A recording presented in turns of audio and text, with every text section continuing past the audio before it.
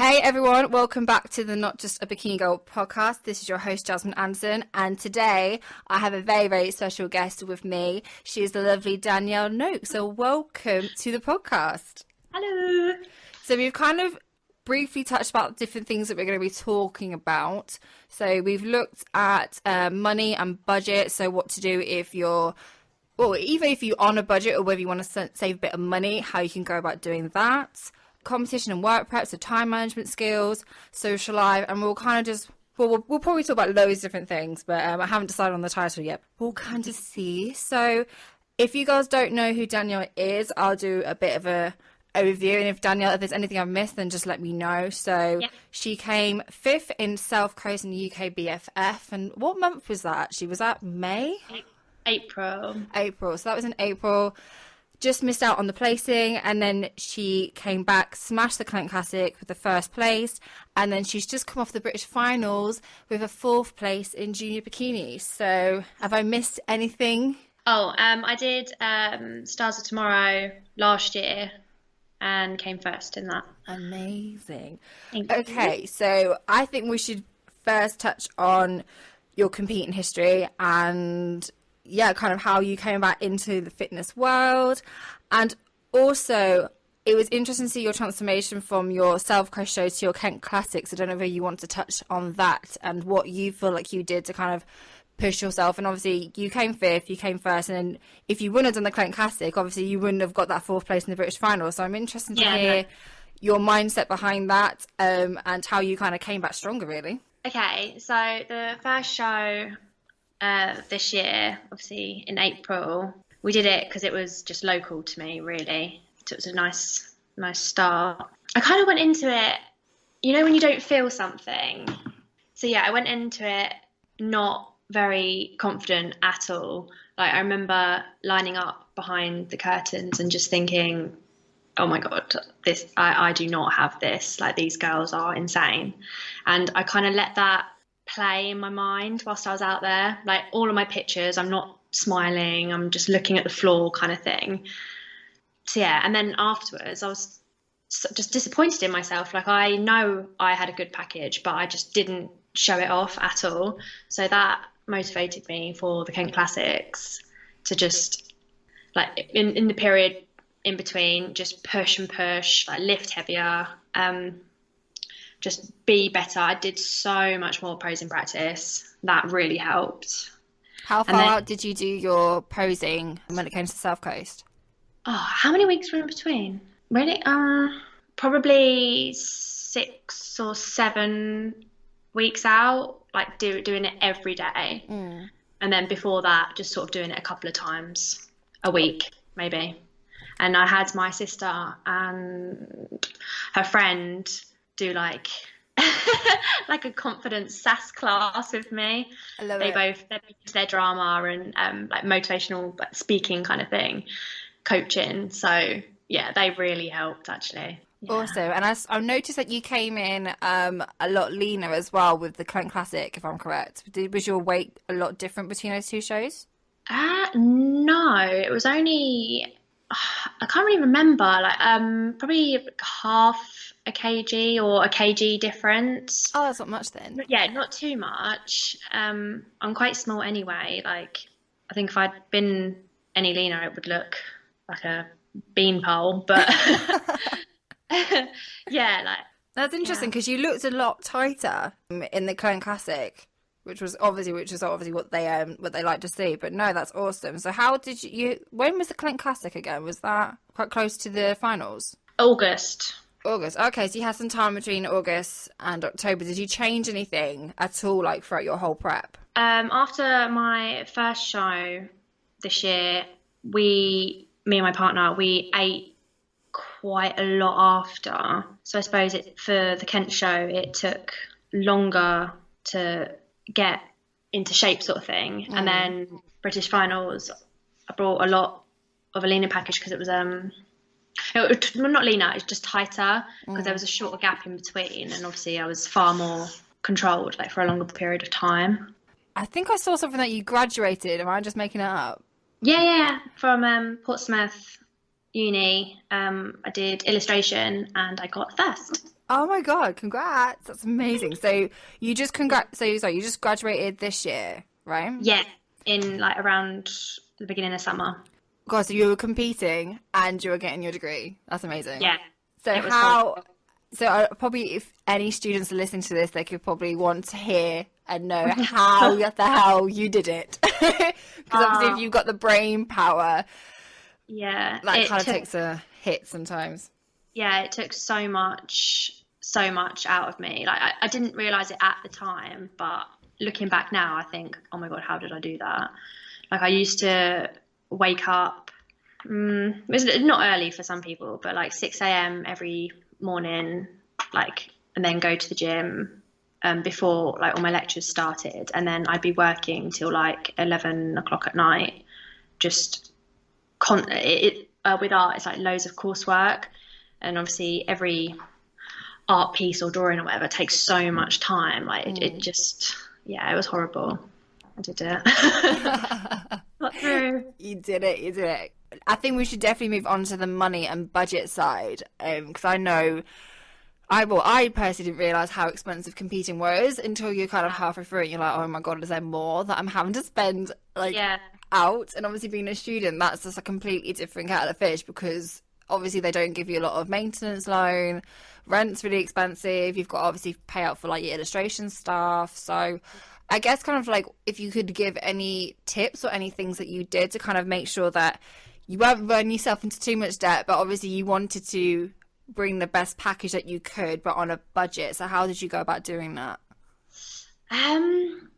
I wrote like everything down. Like I had to budget myself.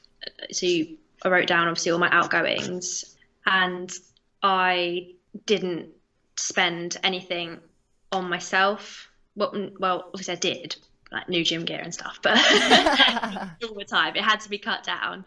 And I am very, very, very lucky to have such a good support network. Like my boyfriend, I owe him a lot, and my mum. Like I could not have competed if it wasn't for like the support of my mum. You know, like she paid my rent, luckily, so I had that student loan to be able to afford my coach, to be able to get a bikini and things like that. But I did look at a lot of Facebook like selling pages. That's a really good way of finding bikinis and shoes on the cheap. And Depop, I sold a lot of my clothes on there to earn money, because I just didn't have time for a job either to give 100% into my coursework. So yeah, I had to find other ways of getting money. So I think let's break it down. So I'm going to go from the bottom up, like, and I'll put my input in here as well about how, you know, you obviously you want to bring your best on stage, and obviously if money wasn't an option, we'd be laughing, wouldn't we? But obviously if you've got different commitments and bits like that, then it can be really, really difficult. So I'm going to start from the bottom. When it came to shoes, obviously some things you can't sacrifice and some things you kind of can, and kind of like wing it. So like, what did you do for shoes? For shoes, I went to Show Shoe Me website, but I got the most basic bland pair ever, and I got Diamantes from Amazon for like £1 and stuck them on myself. Love it. I did the same. Yeah, you don't need to pay that extra whatever, like 50 odd quid for someone else to do it when you can probably do a better job. And that's the thing, like, I think credit to you as well. Like, I think sometimes when you get into kind of the competing world, obviously you can't help but sometimes, I think by you placing 4th place, it shows that it's obviously all of this stuff is really important, but at the same time, you can't buy your physique. Do you see what I mean? God, no, like just because you have the best or the most expensive things, it literally means nothing. Yeah. It's just what you bring on the day. Definitely. So I did exactly the same. I actually got my mum to do my diamond tissues because I thought I'm not giving myself this responsibility when I can't even drive halfway down the road. So I was like, no, not happening. So yeah, I got my mum to do my shoes, and I think I found like Nina Ross's like discount code, and I just thought, right, I'm just going to use this like crazy on the Show Shoe Me website. So working up, what did you do in terms of beauty kind of regimes and prep and that sort of thing? Okay. Skin wise, I struggle with breakouts a lot. I use Proactive beforehand for if you want perfect skin on the day, it's got to be like 3 months beforehand prepping skin. That's what I found, and luckily, every single time I've had good skin because I've like taken so much precaution. Like I never wear makeup during the day or only ever for a special occasion because I'm just so scared it's going to flare up. Yeah, gym, hair up, just just a mess basically. Just embrace the pineapple. That's what I say. Yes, embrace it. My sister does my show day makeup because I'm not paying for someone else to do it. Yeah. But yeah, she is amazing and she comes to all my shows and does it for me, which is very nice. Oh, that's cute. I think definitely like if you've got someone in your network, I think that's a good kind of takeaway point. If anyone like I didn't realize I have loads of friends who are hairdressers and I was panicking thinking, oh my God, I'm going to do my own hair. And I thought, hang on, Jazz, like just take a moment to like think about this one. And I had probably 5 hairdressers that I could have called. And obviously one of them did it for me and obviously cut the price down because he's like a mate's rate sort of thing. But yeah, like I think it's easy sometimes to kind of think, oh, you just got to go with what the provider says. And obviously there can be a political side to that. But I do personally believe like if you've got a network, then just try and tap into it and see whether you can kind of get through it on that side. Yeah, because like my mum's a hairdresser as well, so she cuts my hair, dyes it. You've got a great family. Like your family was made to help you compete. I love it. Yeah, it's kind of just worked out. So yeah, and for my bikini, the first ever show I did, I got a cheapy one, but it was actually like lovely, like so well made and such good company. Because I couldn't justify spending over 200 quid on something. It just, yeah. And then my second competition, I thought, okay, I'll treat myself. But I only got it because it was on like a discount, like one of these special, you know, like, I don't know, like a year anniversary or something. And then I wore it again, but I had re-blinged it myself. So I don't understand how people get new bikinis every show and they oh my God, yes. Like if don't get me wrong, like you do you. If you've got that kind of money, then go for it. You could, but you can, man, but I definitely couldn't. So I just had to bling it again to sort of make it feel fresh. So what was the kind of bikini that you kind of gemmed up, as they say? My blue one for the Kent Classics. Was it like the one that you got from Black Eyes? Yes, yeah, I would never go anywhere else now. Yeah, Maddie's pretty good. I got my bikini from there as well. Not being biased or anything, but yeah, she's pretty good. I don't want to feel like I'm being like plugging, but yeah. So communication as well. Like she's just on top form. Like my bottoms for like my yellow bikini, they were like folding over at the back a little bit, the seams, and I told her and she immediately found a solution and said, you know, send them back or I'll talk you through it and we do it. So my mum like got the sewing machine out and we sorted them out in minutes and it was fine. Oh, that's good. So you went from obviously choosing your bikini colour can kind of be it's an enjoyable experience, but sometimes you're like, oh my God, like is it the right colour? So yeah, I love the fact that you wore yellow. Like that's so rare. That was Mandy's choice. Oh really? What was the reason behind that? They every time they look at me, they just said yellow. it's colour. And I said, okay, whatever, you just do what you want. And she came back with that and I loved it. Amazing. So what level bikini did you go for as well? Level 1. Level 1. Yeah. Yeah, because that's the thing. I don't think you can kind of scrimp when it comes to the actual design of the bikini. Like it's not as if you can kind of go to Primark. So I definitely think get the basic one that you can. If you can afford. Was a level 0 as well with no diamantes. So if I'm going to wear my yellow one again whenever I decide to compete. But yeah, if I was to get another one from her, then it's going to be a level 0 and I'll just do it myself. Do it yourself.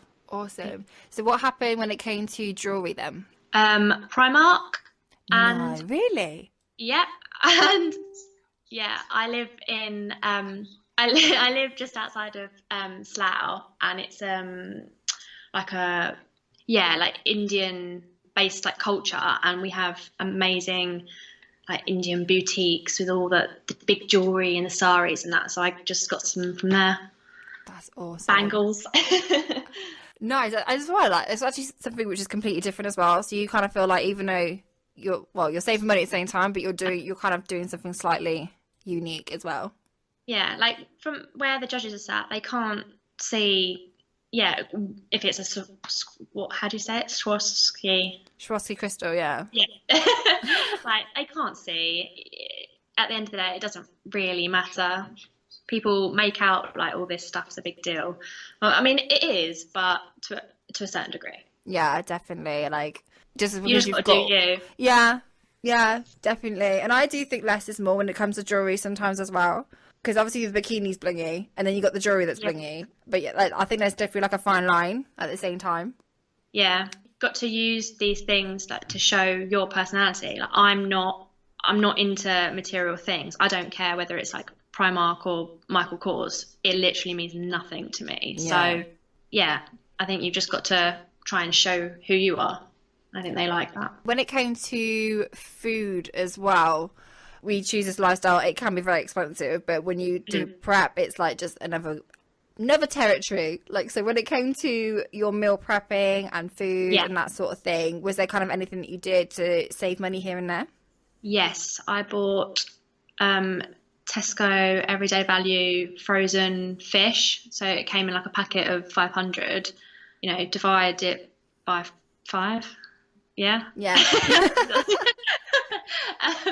And you have 5 meals, and it costs like what, less than £2, I think. Cheap veg, like broccolis, like yeah, broccoli cheaper, frozen spinach, things like that. Frozen everything. Yeah, broccoli is 49p. You can't really go wrong. I remember Yeah. like my freezer just being like my fridge was just like empty, but then my freezer was just like mental. It was like a jungle trying to find everything. I mean, you can't, like, something you have to be mindful of, like obviously where the food comes from and the quality of it. But yeah, like, some things you just can't. It's better to be like money savvy than just sort of throwing it. Yeah, like chicken's chicken. I remember when I was at uni, I was switching between like muscle food, Lidl, Aldi, and that sort of thing. Like even though muscle food was quite nice, like, I personally had like a Lidl like just down the road Yeah. from me. Yeah, exactly. Lidl. Oh my God. When I lived near Lidl, it was just amazing. But then they renovated it and it was gone for a year. It made me sad. Oh, really? Yeah. But muscle food is really good. But with me and my partner, we just find we don't have the freezer space. Like we only like to cook, or I only like to cook for 3 days at a time. And I live in a family with like 5 people, and then obviously before that I was in uni accommodation, so you can't just fill the freezer with chicken. Just like, no, everyone, you can't have your Ben and Jerry's. Like my chicken just needs to go here. My mum was getting so annoyed with me because I was just like, it was constantly overflowing, and I just said like, Yeah, look, I'm doing you a favor. You just can't have ice cream for 6 months, like 'cause there's literally no space. So she ended up buying me like she got one from on Facebook. Facebook's selling, what's it called? She literally bought like a little like mini freezer for me, which was so cute. Oh, yeah, I need one. I think she got it for like 30 quid, and she just came home to this like little like cabinet freezer. She goes, "Yep, this is yours now," and just leave my freezer alone. I was like, cool. My boyfriend bought his own fridge to put in his bedroom. My boyfriend, I think my boyfriend, your boyfriend will get on very well. He did a very similar thing. He was just like, can't deal with this. I just need my own space. Awesome. So when it came to, let's move on to time management. So you mentioned that you were meal prepping 3 times a week. What kind of advice do you have for girls in terms of saving? Obviously, saving money is a good one, but saving time as well, especially when you've got a lot of commitments. So I probably only did meal prep twice a week, and for me it was just cooking in bulk, doing it all at one time. So I'd buy I still buy, like a big pack of chicken, a big pack of beef, weigh it all, cook it all, reweigh it, divide it. So if I have 100 grams of chicken, then I know that's 8 meals. And then, so I just cook that all at once. Yeah, veg all at once. And then I'll prep properly for 3 days worth of meals. And then all the chicken and beef that I have left over, like I won't do the rice or anything for that. And I'll put that in the freezer and then take it out like the night before that I want to use it. So that saved a lot of time just doing it all bulk. Yeah, definitely bulk is the way to go, especially when you're at like, 'cause I can imagine you were at uni like quite a lot of the days as well. Yeah. And so yeah, I obviously took all my food in my lunchbox and stuff. But if I didn't prep all at once, then I'd be like left short. I wouldn't be able to have the time. You graduated, I'm assuming like July or something? Yeah. So did you go straight into, because you say you split your time now between being a sales assistant and a freelance illustrator. Was that kind of around the kind of contest prep that you started to do both, or how did it kind of sit? Yeah, I got a job at Waitrose straight after graduating just to get that little bit of extra money. And then whilst I was doing that, I set up my like online presence for my illustration like business. Started like advertising like my services, and then I get quite a lot of commissions. And my children's book, which I've advertised online and had like hard copies printed, and quite a lot of sales for that, sending out. Cool. So you were doing all of this while you were still competing as well? Yeah. Did you find Did you find it easier to balance your time when you were out of uni in comparison to when you were in uni, or was it the other way around? Definitely in uni, actually, because I had more structure. Like I had my lectures at this time, I had to do this at that time, and it kind of all worked and flowed together. Like now I'm out of uni, it's a bit like, oh God, now it's down to me. And it was okay at the beginning, but I admit now I'm struggling with motivation for my my illustration stuff. Like it's down to me. If I don't do it, nothing's going to happen. And that pressure kind of makes you even less motivated in a way, because it's like being anxious to even start. Cause, it's scared. But I'm going to get out of it, and I'm like doing little bits here and there, like baby steps to get back into it. I know what you mean though, because I went freelance last year. If anyone doesn't know my backstory, I'll do a quick one now. Why not? I graduated from International Media Communications with French. Sounds fancy. It's really not, but they like to put a fancy name on it. And then I did digital marketing like role as an assistant. And then within a year, I was being promoted up to digital marketing manager in 2 different roles. And then I kind of had the same, well, I don't know about you, Danielle. I was very much like, okay, this is fun, but I want to kind of be my own boss.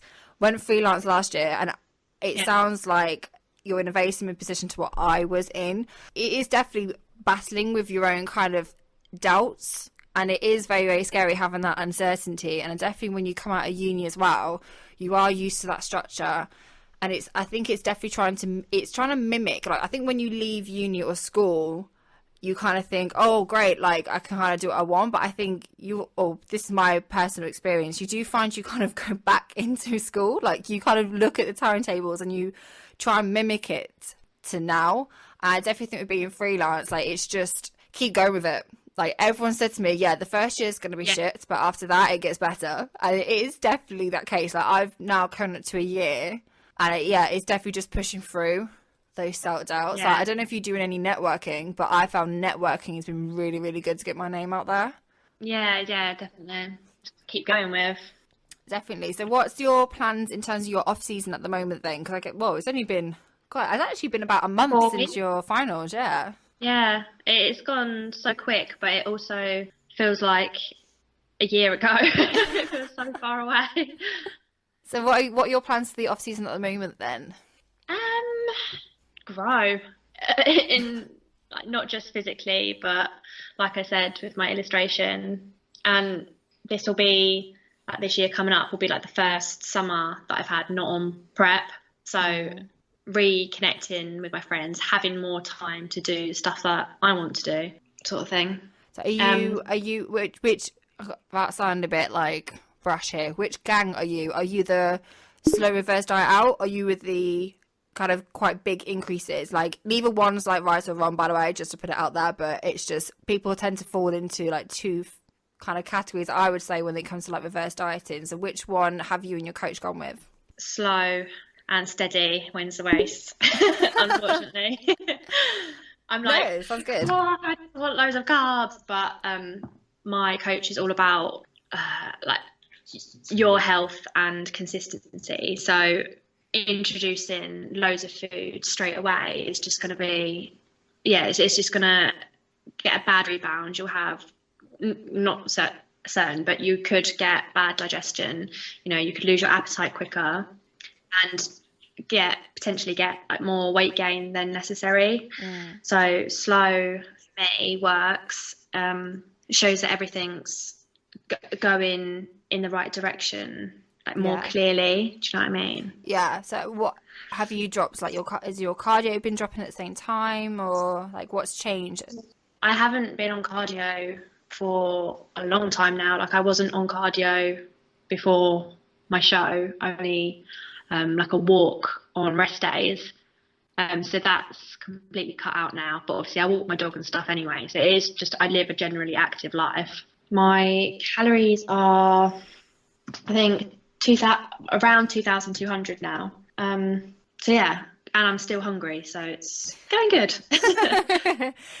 Definitely going good. So I know one question that you have had is what weight should you be in the off season? Now, like, I think that's a really hard question to kind of answer because obviously it's different. Yeah, everyone is completely different, and I think it definitely depends on your coach. So like some coaches like to kind of keep you relatively lean, some coaches like you to be slightly softer, I'd say. But yeah, I don't know what your thoughts are on it. I'm definitely in the middle. Like my coach likes to keep people in shape. So I asked him, what are the goals apart from obviously increasing strength and increasing like mass and calories and things. And he said, well, we will do that. And then when we get to a point where your body's like slowed down or stopped responding, then we'll cut back for maybe like 4 weeks to reboot the system again and then carry on. So it's kind of not staying lean at all by any means, because I don't personally think you can grow effectively like that. But just keeping in shape and being mindful of that. And what was your feedback out of that show? I don't know if they give feedback at UKBFF or not. I know they do at other shows, but for Kent Classics I didn't get any feedback, nor did I for the April show. But for my the British finals, I knew what I need. I know what I need to work on. Like that day, I didn't feel like I brought my best package, and I think my photos reflect that, because I'm smiling, but you can see it in my eyes. Like I don't believe it. I look a bit overwhelmed, sort of thing. I came in just too stringy. Like no matter what me and my coach did, I wasn't filling out at all. So that was a bit disappointing. Like I wasn't full. God, what a situation to be in. I know. I literally ate nearly 2 packets of rice cakes that morning just to try and fill out. Oh I was having a panic attack.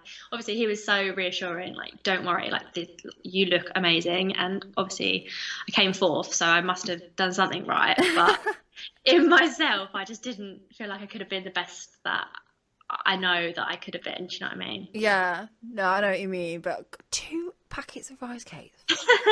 I know. And yeah, it was a panic. That's absolutely mental. Like, I think did I have a big carb up? God, it's all blur now. I don't think I had a very massive carb up. I came in, I was very opposite end to you. I wasn't lean enough. So I think my coach had me literally on like chicken and almond butter for pretty much all of the show day. I was just eating like dry almond butter. I was like, yes. And everyone else around me was like eating cheesecake. I was like, can you not? Yeah, you're lucky because your competitions are in the evening, aren't they? Late afternoon. Yeah, I think I was on at like 1 or 2 in the afternoon, something like that. Oh, okay. Yeah, that's not too bad. No, Yeah, I mean, in junior, I'm on straight away in the morning. It's just such a panic rush. I'm so excited not to be junior anymore. I think the last area that I think would be quite good to talk about, and I think we both could put our input here, is relationships and competing. Now, I can hear your boyfriend in the back, so if he wants to put his input, he's more than welcome to. Yeah. I Come think, over. but yeah, I don't even know where to start with this one, but I guess what any advice that you could give to girls? Like, I realise now that I was a complete, like, I wasn't like, well, I'll lie to you now. I wasn't that much of a nightmare, but I could have been a lot nicer. Let's put it that way.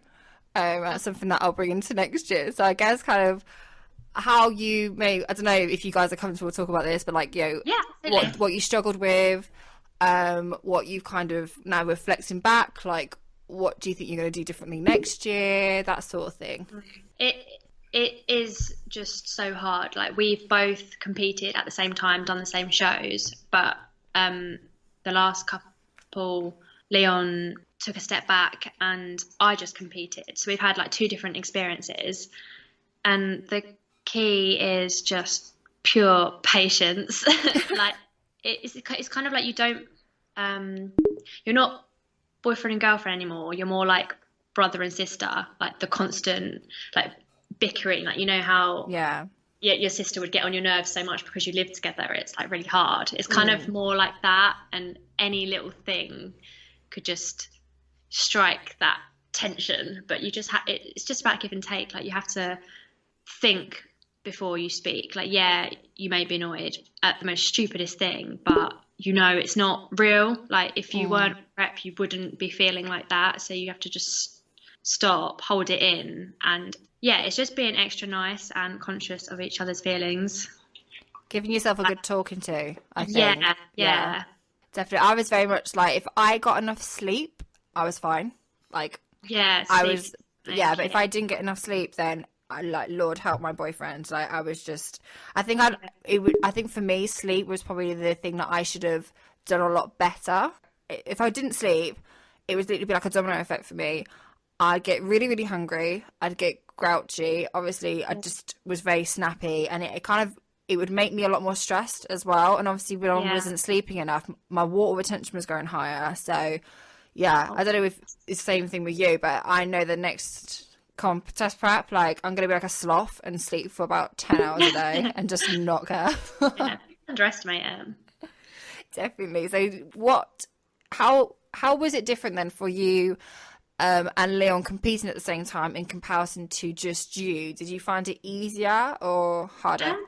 Yeah, like, so when we both competed, Leon gets like really hangry, and like I used to cook all his food for him and stuff to help him out, but obviously I'm going through prep as well, so it was like difficult, you know. And then when I was just doing it by myself, it was like he could finally like give back to me, like all those times that I supported him, which was really nice, and it made it so much easier. And he wasn't hangry all the time. So yeah, I don't want to sound like a piece, but I'm quite good on prep, I think. Yeah. I handle it really well. Oh, Leon's saying yes. That's a good one. Yeah. I thought it was going to be like, what? I bet he's looking at you now being like, really? Really, Danielle? No, honestly, like, I'm fine. Danielle has the opposite problem to me. So she gets lean easy. So her calorie reduction isn't too bad.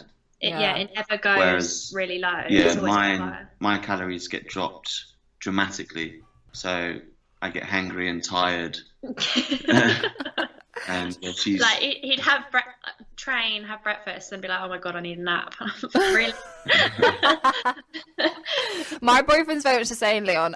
He will do really, like, his weight will like drop really quickly, like for the first like month. Then after that, he's just on like literally no food at all. Yeah, and it's like that was part of the reason why I drew out of Kent Classics. My calories were super low, Wasn't getting anywhere. and I wasn't leaning up. So yeah, that was a really sort of testy time. But as the calories increased again, and like Dan said, I was able to give back a little bit. Yeah. Like even things like libido and stuff, it's just not there because you're giving so much into everything else that you don't. It's not that you don't have the time; it's just you physically can't give each other like what you would want to. Yeah, definitely. I think that's a subject that a lot of people kind of is not spoken about a lot, but it's real. Like God, if Joe like touched my shoulder, I'd be like, get off me. I'd be like, what are you doing? But then when he was dieting, I just knew, there's just no chance here. I hope it's going to be funny if he listens to this podcast. Yeah, I think it's having that understanding as well, because I know some people that have one person in like the fitness industry and one who's not, that can be quite a difficult thing to kind of describe to people.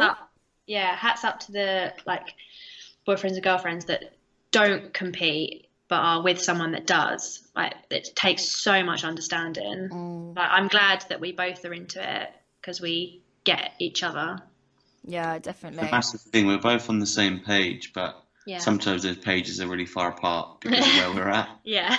But that's just the crazy thing that food kind of impact has. Yeah. It makes you realise that food really is life. Like, so much happiness and good experiences come from like food related things that you don't even realise until you can't have it. I think another thing is like social life with prep. So we're in some aspect fortunate enough that we don't live down the road from each other. So we do have days on end where we're not together. Which also through prep is a good thing. You get your time to sort of reset yourself. Yeah. And then when you do see each other, it's a little bit more special again. So you can kind of start again. Yeah. So many coffee and tea trips rather than eating out.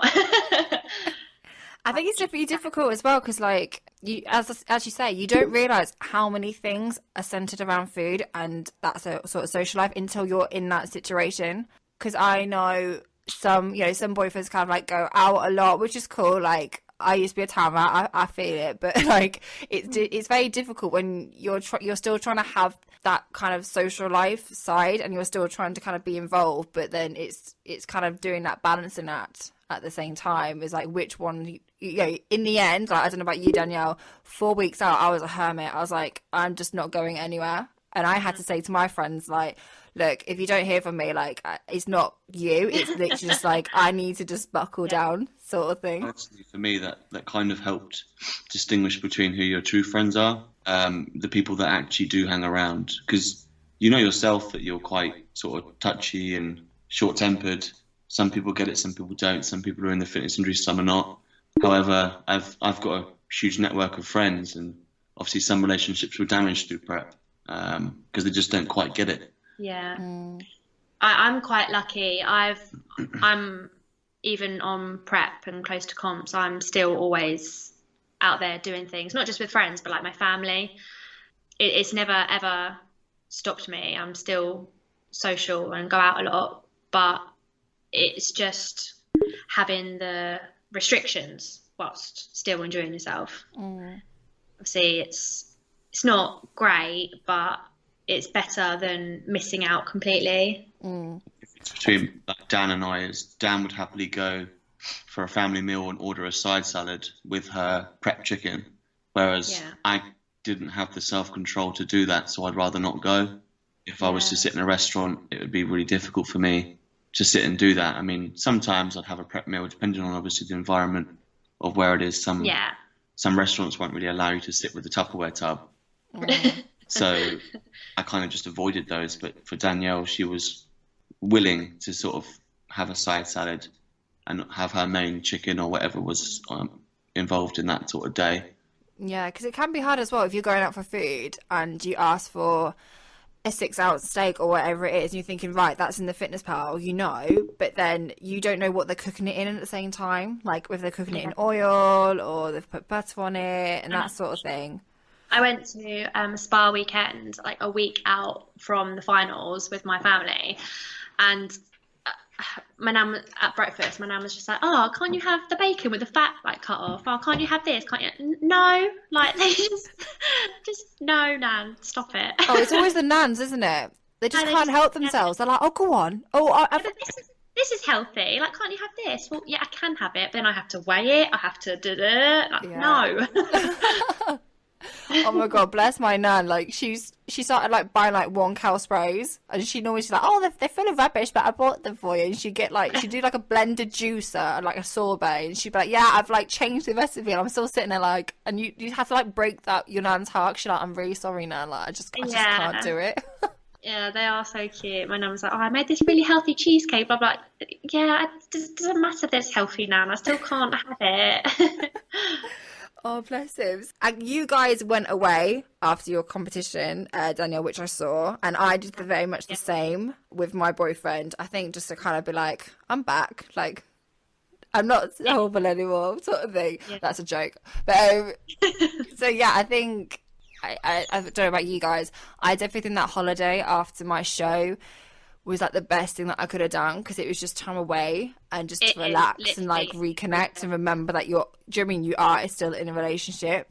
Absolutely, it is everything. Like it's just so nice. I mean, me and Leon, admittedly, we did go to the gym every day, but it was like a deload week, and at the end of the day, it is actually something we enjoy. Like there's no pressure. It's not because we have to go, it's because we wanted to go. So it was still really fun to do. And yeah, just being in the sun, relaxing and dressing up, putting makeup on, just enjoying each other's company, like doing fun things like venturing. Yeah, it was just so nice. It's so good. Where did you guys go in the end? We went to Greece. Oh, I love Greece. Yeah. It was amazing. And there was an earthquake there, which we've never experienced before. There was an earthquake? Yeah, we were in the town shopping, and the whole like room just started to shake, and it was really weird. Oh my god. I didn't make the news. I didn't even hear about that one. No, it lasted only like 10 seconds, like not even. It was strange. Oh, okay, that's not too bad. It's not too bad. No. Okay, cool. I've got one more question for you, Danielle. So what are your plans for next year, Peter-wise? At this point in time, I have said I am taking the year off because I'm not a junior anymore. I'm going to be going into my height class, and I want to feel not worthy, that's the wrong word, but more proud of myself, or like feel like, yeah, I belong on this stage, I deserve this place in. And I don't think that if I compete next year that I'm going to have that. Like, I'm not going to have built enough muscle that I want. Do you know what I mean? So, yeah. But I have qualified for Barcelona Arnold, but it's just so expensive. But unless you make it part of a holiday, it's kind of a bit like, I don't know if I can do it. And it's the end of September, which again, I just don't think the time frame's going to work for me.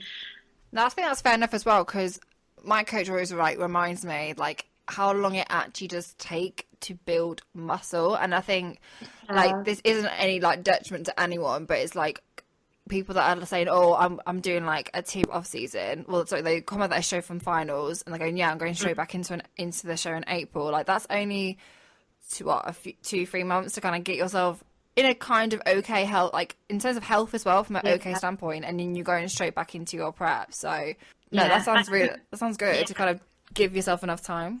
Yeah, for me, like space in between shows is so important. I could never do, well, I'm not never say never, obviously, but back to back like weekend shows that some people do. I just don't know how they do it. No, I don't. Especially if people don't place either. I mean, you never know who you're up against on the day, but I personally want to bring a different package every time.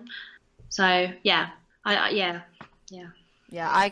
really haven't got a girl on the podcast yet who has done like a crap load of shows. If you have and you've listened to this, please do come on and give us like the download how to do it. But yeah, it just I just remember what my show was in June was like, and it was just like well, I just think it's like money again, but it's £60 a spray tan every time. Yeah.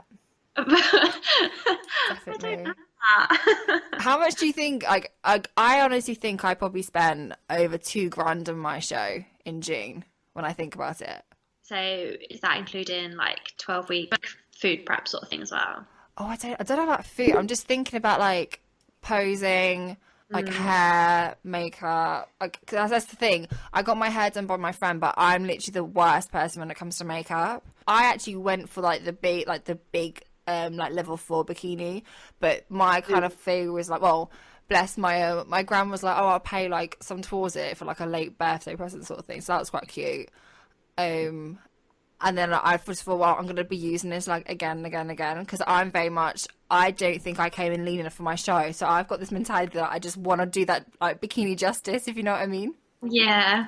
But yeah, to be fair, probably include, I don't know. How much do you think you probably spent? Well, I've just added up some figures, like I think they're just estimates, but like bikini, shoes, jewelry, tan, entry fee. Would you include membership? Yeah, I'd probably include membership. How much was that? 90.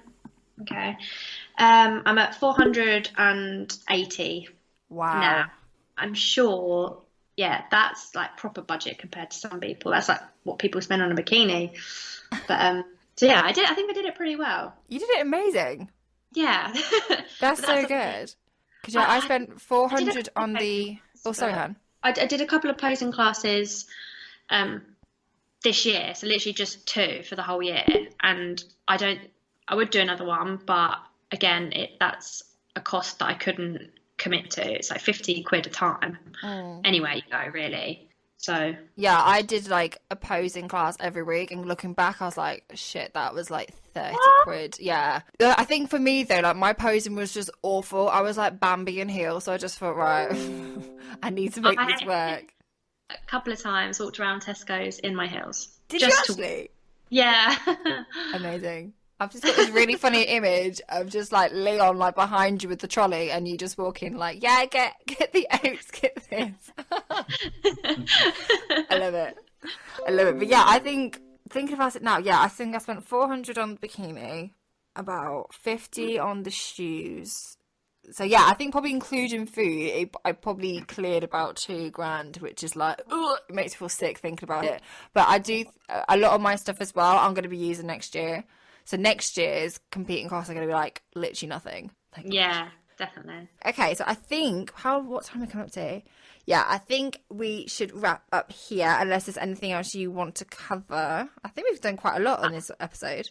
I feel like I've just babbled, like every answer I haven't properly given an answer. And I know once we finish, I'm going to remember loads of stuff that I wanted to say. Oh, no. I think we've... I can't think of anything right now.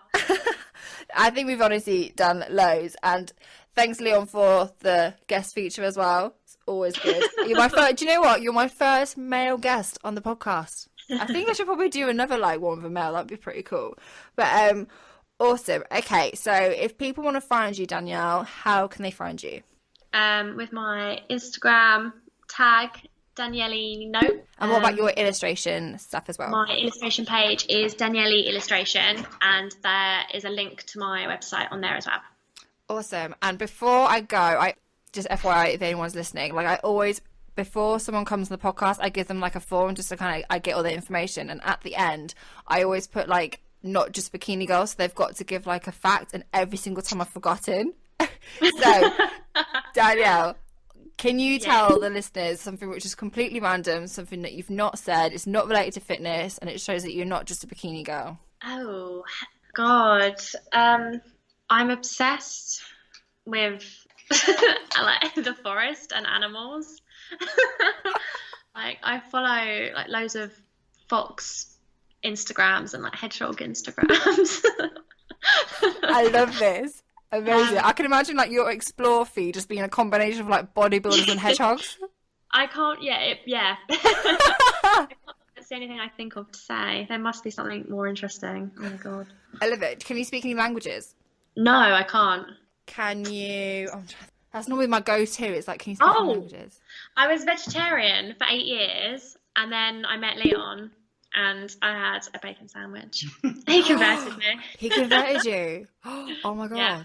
So what age was it that you, like, was you kind of vegetarian for like, I don't know, from like 10 or like, what was the age? It's like 10 or 11. Bacon sandwiches are always like the good. Do you know what?